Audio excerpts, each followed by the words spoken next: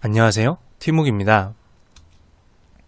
지난 시간 이어서 이제 중앙값에 대해서 이 중앙값이 어떻게 답할까, 어떤 답을 줄까 라고 하는 부분을 계속해서 한번 보도록 하겠습니다. 어떤 그룹을 볼 때 이제 전체적으로 잘하는 거 맞아? 라고 궁금증이 들 때가 있습니다. 어떻게 보면 표준편차 같이 좀 답을 내려주는 면이 있는 건데요. 한번 자세히 볼게요. 여기 한 집단에 3명이 있고 A, B, C가 있습니다. 자, 그런데 이 집단의 평균을 내면 아까 본 것처럼 A가 너무 잘하고 있기 때문에 이 집단의 평균은 이 정도 수준에서 나타날 겁니다. 그런데 순전히 A가 혼자서 독단적으로 너무 잘하기 때문에 평균값이 올라가겠죠.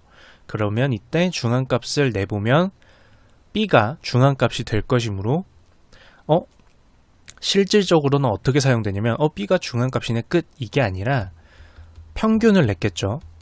예를 들어 볼게요. 이제 여기가 100, 15, 10 이라고 하면 평균값은 얼마일까요? 15, 100 하면 125에 나누기 3 하는 거죠. 나누기 3 하면 41 정도 나오겠네요. 소수점은 버릴게요. 그럼 평균은 이제 41 정도가 나옵니다. 자, B와 C가 15와 10이라는 실적을 내고 있는데 A가 100을 함으로 인해서 평균은 41이 돼버리죠.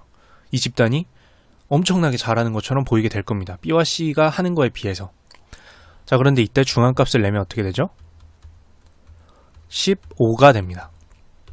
그러면 우리들은 실질적으로 어떻게 보냐면 평균과 중앙값을 동시에 표시를 해놓고 집단들을 보게 되면 쭉 보다가 이 집단을 봤을 때 우리는 뭘 깨달을 수 있냐면 이 집단 위쪽으로, 실적 위쪽으로 이상점이 있겠는데? 라는 걸 알 수 있습니다. 왜냐면 어떤 극단적인 값 한두 개가 이 그룹의 실적을 평균을 끌어올리고 있다라는 걸 알 수 있다라는 거죠. 그러면 눈에 밟히자마자 바로 열어보면 이 상황을 볼 수가 있게 되는 겁니다. 즉 반대가 되는 거죠. 거대한 자료를 다룰 때는 하나하나 이런 개별적인 자료의 값들을 알고 있는 게 아니라요. 큰 데이터에서 이미 평균, 중앙값, 표준편차 이런 것들을 쭉 내놓고 거기서 봤을 때 평균과 중앙값이 너무 심각하게 차이가 나는 걸 보면 그때서야 이제 집단을 열어보게 되는 겁니다. 그럼 열어보자마자 이렇게 이상하다라는 거를 찾아보게 되는 거죠. 이 집단 B씨가 너무 못하거나 A만 너무 잘하고 있어. 그러니까 라는 것들을 찾아내는 역할을 평균과 중앙값의 차이가 보여주게 됩니다. 보통은 평균과 중앙값이 차이가 나더라도 크게 차이는 나지 않아야 중앙값이 15면 13에서 18, 17 이 정도 돼야 고만고만하네. 위아래로 좀 못하거나 잘하는 사람이 있어. 위아래로 잘하거나 못하는 사람이 좀 있어도 비슷비슷하게 다들 표준적으로 잘하네 라고 할 텐데 이런 것이 발견되면 평균과 중앙값이 너무 차이가 큰 것이 발견되면 이제 그 집단을 열어보게 되는 거죠. 이런 식으로 실무에서는 순서가 반대기 때문에 뭐야 저거 계산하는 게 어려운 거 아닌데 대체 언제 쓰지? 라고 할 수 있는데 실제로는 엄청나게 많은 데이터에서 평균과 중앙값을 집단별로 내놓고 이제 그 두 차이를 본 다음에 어딜 열어봐야 될까를 선택하게 되는 겁니다. 이런 식으로 활용된다라는 것들을 보시면 될 것 같고요. 그리고 이제 방금은 그룹으로 봤는데 이제는 기간을 보는 거죠. 계속 못한 거 확실해? 라는 겁니다.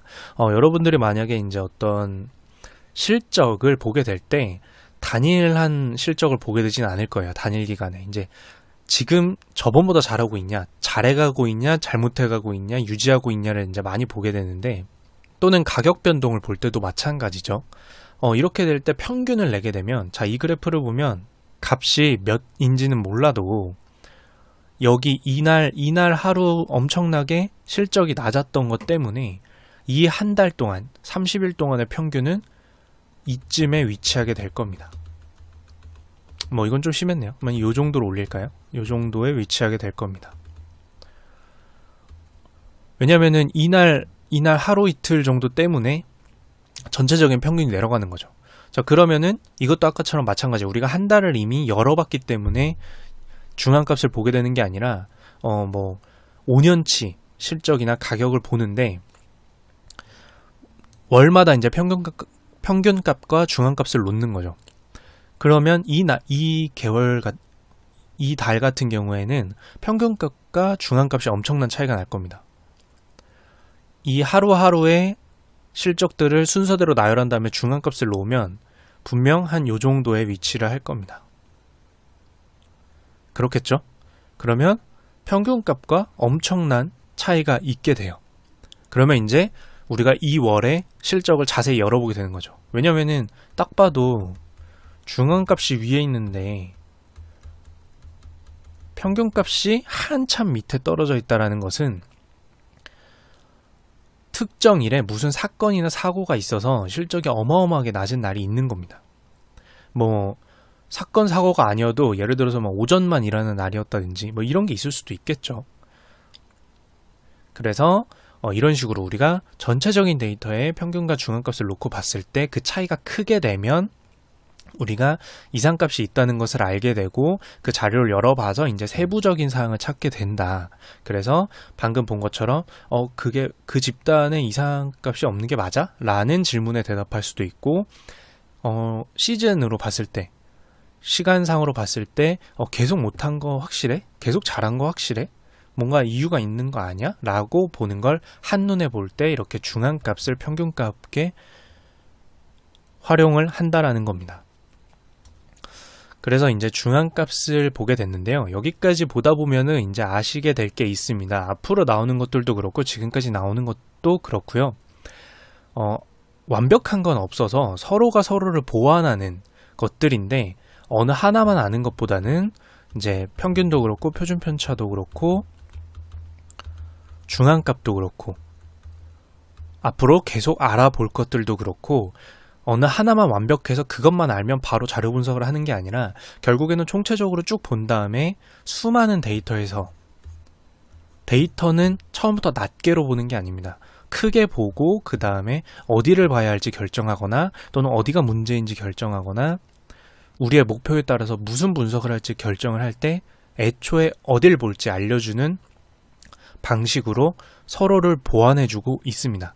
평균은 평균이기 때문에 의미가 있고 표준 편차도 마찬가지고 중앙값도 마찬가지라는 거죠. 그래서 이렇게 하나하나 분명히 그 컨셉, 개념을 알고 있는 게 훨씬 더 많은 도움이 될 것 같고요. 계속해서 부족한 점을 보완하는 시간 가져보도록 하겠습니다. 이상 티묵이었습니다.